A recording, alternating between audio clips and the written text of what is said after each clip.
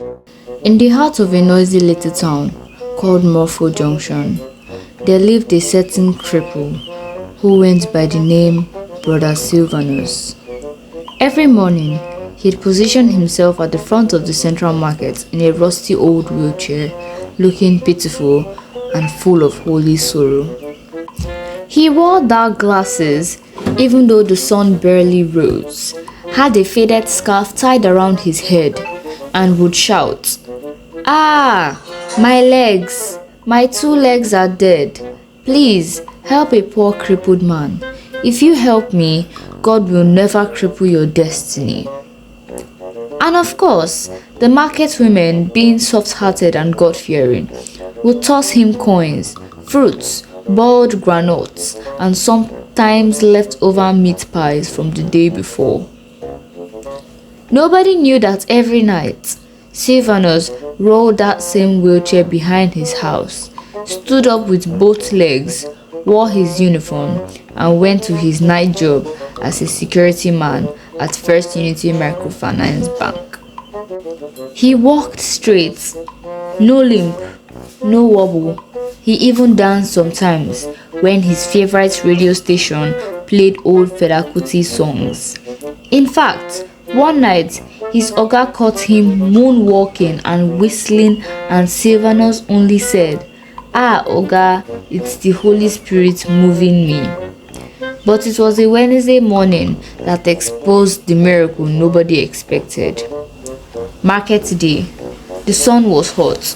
The noise was loud. Sylvanus was at his usual corner crying, "Oh, my legs are like dry yam. They cannot move." Then, boom! A loud explosion echoed from the gas vendor's side of the market. People screamed, chickens flew, tomatoes rolled, somebody shouted, "Jesus!" The gas exploded. Everybody's voice screamed. Everybody ran. Before anyone could move, a miracle happened. Brother Sylvanus stood up from his wheelchair like Lazarus. Not only did he stand, he ran.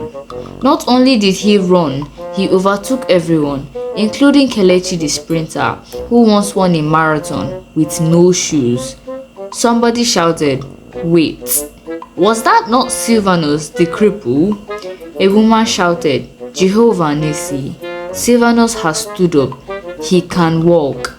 Another yelled, "It's a miracle." "No, it's a lie." Some brave boys chased him. Sylvanus ran like a man who had stolen a goat. He jumped over Okada tires. He skipped past wheelbarrows. He would have made it to safety, but his trousers got hooked on a meat seller's iron hook. He fell like a bag of wet cement. They grabbed him, dragged him back to the market. Disgrace landed like a rain.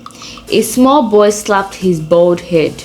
A tomato seller used her basket to fan his face. One old woman asked, "So all this, my leg, was a rehearsal, abi?"